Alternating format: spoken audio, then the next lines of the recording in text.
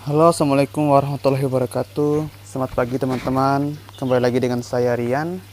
Di sini saya ingin berbagi atau membuat video singkat kepada teman-teman tentang apa dampaknya tinggi suhu air ya, tinggi suhu air yang berada di dalam tandon terhadap pertumbuhan selada.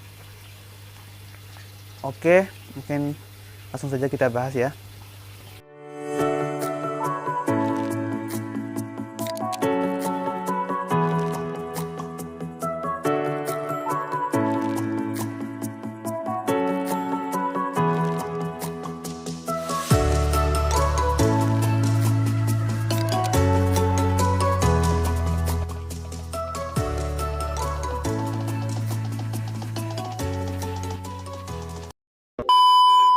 Oke, yang pertama, apa dampaknya dari tingginya suhu air yang berada di dalam tandon, maksudnya terhadap pertumbuhan selada? Yang pertama itu adalah dapat menyebabkan kerusakan pada akar pertumbuhan. Oke, contohnya seperti ini ya. Bisa kita lihat di bagian tengahnya ini kelihatan hitam coklat gitu, dan pinggir dari akar ini kelihatan coklat kayak gosong ya teman-teman. Ini akibat dari tingginya suhu air yang berada di dalam tandon. Kenapa bisa tinggi? Karena intensitas sinar matahari yang sangat tinggi. Apalagi sekarang ini saya menanam itu di daerah dataran rendah. Jadi suhunya sangat tinggi ya, sangat ekstrim. Kadang bisa sampai 40 derajat Celcius. Jadi sangat berbahaya. Jadi kalau sudah mulai tinggi seperti itu, dampaknya akan mengurangi kadar oksigen yang berada di dalam air. Kurangnya kadar oksigen dapat mengurangi atau bahkan merusak pertumbuhan dari selada. Terus bagaimana cara kita untuk mengatasinya agar suhu air di dalam tandon itu tidak tinggi? Yang pertama saya menyarankan kepada teman-teman itu untuk menggunakan sistem NFT ya. Yaitu seperti yang saya jelaskan pada video yang kemarin, sistem NFT itu sirkulasi airnya sangat cepat, deras. Jadi dia tidak ada terjadi genangan di dalam pipa. Nah, karena tidak terjadi genangan, karena airnya terus mengalir, jadi air itu akan relatif lebih rendah suhunya karena terus berganti air yang baru yang ada di dalam tandon. Berbeda menggunakan sistem DFT yang memang airnya itu relatif tidak jalan ya, atau tergenang.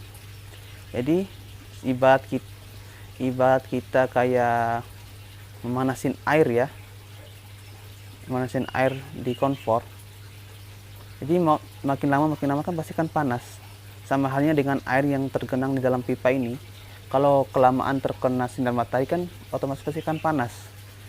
Jadi saya tidak menyarankan untuk teman-teman yang memang daerahnya sangat panas atau di daerah dataran rendah untuk menggunakan sistem DFT, tapi menggunakan sistem NFT yang sirkulasi airnya terus berjalan. Itu yang pertama.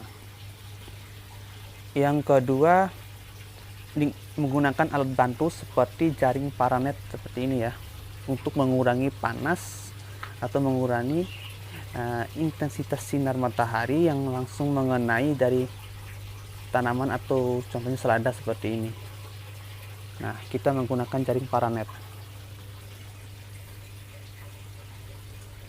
Tapi saya saranin untuk teman-teman jika menggunakan jaring paranet ini digunakan pada saat siang aja, di atas jam 10, dan dibuka kembali ketika menjelang sore ya. Karena memang kalau kita menggunakan jaring seperti ini pasti kan akan mengurangi sinar matahari yang masuk. Jadi kalau pagi kan tidak terlalu panas, jadi saya saranin jangan dulu dipakai. dipakai ketika udah mulai agak panas, itu di atas jam 10 udah mulai masuk siang. Nah, saat itu waktu yang tepat untuk teman-teman memasang jaring paranet seperti ini. Lalu dibuka lagi ketika sore saat mataharinya sudah tidak terlalu panas.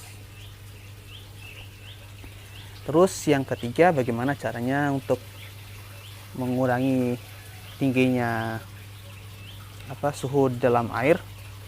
Itu sebisa mungkin tandon yang kita simpan itu jangan terkena langsung sinar matahari. Nah, seperti yang saya jelasin tadi ya, kalau kelamaan ada air yang tergenang terus terkena sinar matahari, lama kelamaan pasti kan panas. Jadi sebisa mungkin jangan langsung terkena sinar matahari. Di sini saya menyimpannya di bawah tanahnya, saya gali dulu sedikit biar agak terkubur dikit. Kemudian saya menyimpannya di bawah talang peremajaan. Tujuannya untuk mengurangi terkenanya sinar langsung atau terkena sinar matahari langsung, maksudnya seperti itu. Nah, jadi mungkin hanya segitu ya teman-teman informasi yang bisa saya sampaikan atau tips-tips yang bisa saya sampaikan. Ini berdasarkan pengalaman pribadi saya, dan alhamdulillah setelah saya menerapkan hal-hal seperti itu atau trik-trik seperti itu, dampak dari tingginya suhu yang berada dalam air itu sudah tidak terlalu mengganggu pertumbuhan dari selada yang saya tanam ini.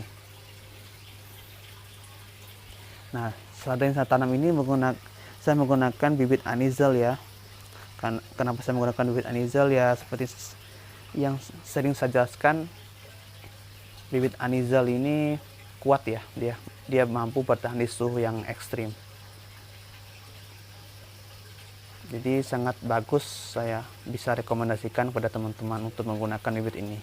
Atau mungkin mau jenis yang lain seperti Ceipia atau Bohemia, Maritima juga bisa. Tapi memang saya lebih suka atau lebih sering menggunakan bibit Anizel.